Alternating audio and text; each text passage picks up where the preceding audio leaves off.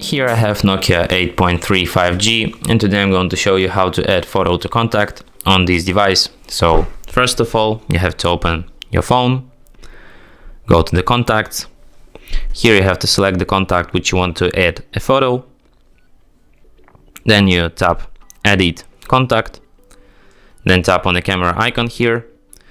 Here you can select if you want to take photo or if you want to choose photo from your gallery. Then you have to select the photo. Here you can adjust it. Then tap Done. And then tap Save. And the image will be added. And that's it.